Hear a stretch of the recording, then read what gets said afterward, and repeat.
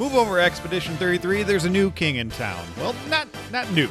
As much as this is a nothing headline, because look at the amount of reviews on here compared to the other. It's clearly obvious what's going on here. And I do fall on the line of no, Tears of the Kingdom just shouldn't even be on this list for this year particularly, since it's only updating quality of life features, which I do love.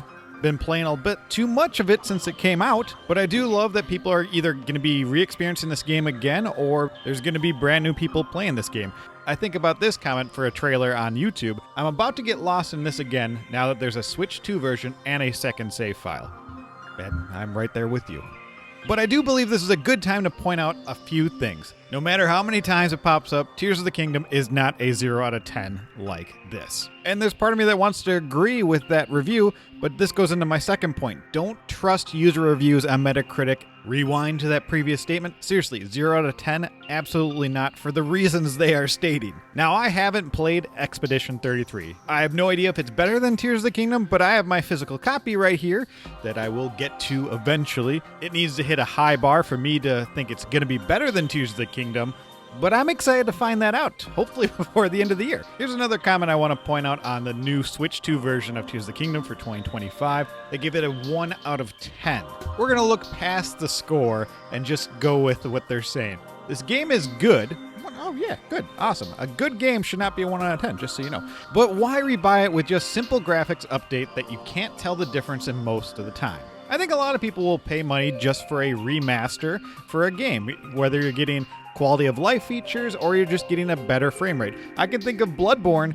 I bet people would pay $10 to upgrade that game to 60 to 120 FPS. I also think people are just looking for another excuse to play through Tears of the Kingdom again. I mean, I wasn't looking for an excuse, but here I am still doing it. But that does not make the game a 1 out of 10, a 0 out of 10. But of course, those are some extreme examples, so on the same review critically, I got one an 8 out of 10. They say the 60 FPS feels awesome, the resolution is pretty good, and generally the game runs like what I would expect a next-gen console to run it. And as you can see, then they go into details about what they don't like about it with the pop-ins and all that. When they think about it as a paid upgrade, they think it's a little embarrassing for that, but not exactly a deal breaker for them. And let's take that logic and look at this.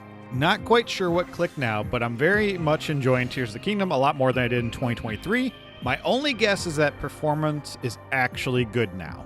And I can tell you from firsthand experience, myself, it absolutely does run better. That previous Metacritic review said, well, it does run better, but they think it's kind of embarrassing when they have other problems with the pop-ins in the open world. From firsthand experience, there's no doubt the smoothness, the load times, all of it has been improved.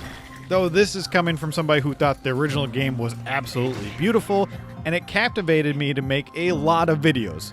And here I am again. Now, maybe it's because I'm older and grew up on CRTs from back in the day. When looking at the original release of Tears of the Kingdom, I wouldn't say that it ran poorly. Were there hiccups when you used Ultra Hand sometimes? Absolutely. Sometimes were there frame dips? Clearly there were. But this person says, my only guess is that performance is actually good now. So my question is, are we really going to ignore 90% of the rest of the experience? That's probably even underselling it. It's probably closer to 95%, maybe even some people would say 98. I get it. In this day and age, we should expect games to run better and be more flawless.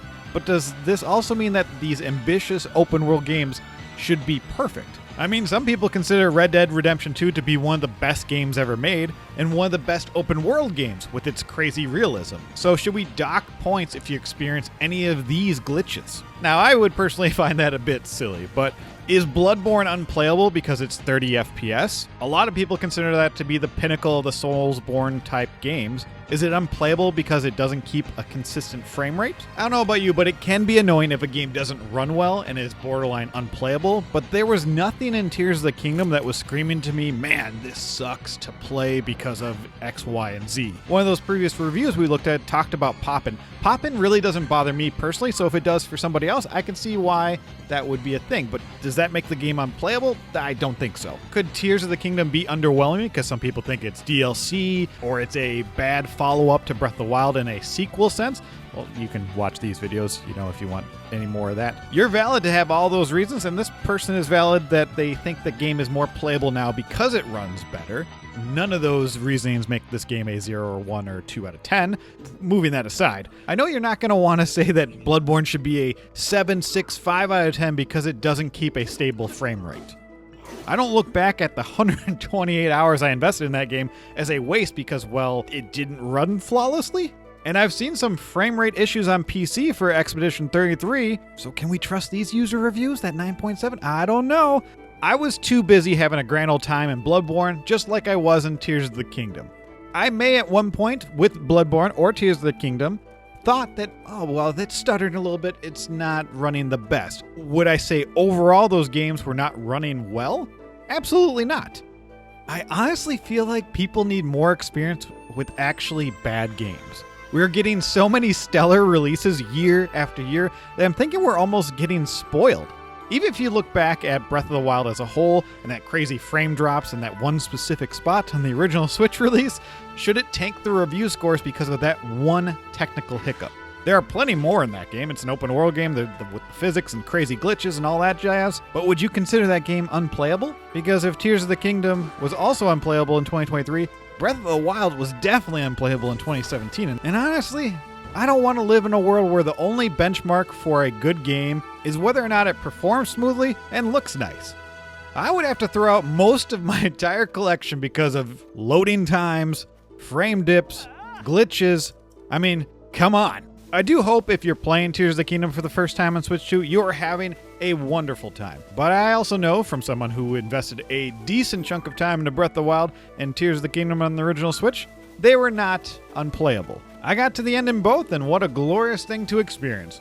But what do you think? Should these giant open-world Zelda games be running perfectly, no glitches in sight? Or is it all one big marketing scheme? They make a game not as good as it should be so you can pay for that $10 upgrade down the road on your new Nintendo Switch 2. Let me know down below. And if you want more Tears of the Kingdom greatness, look no further.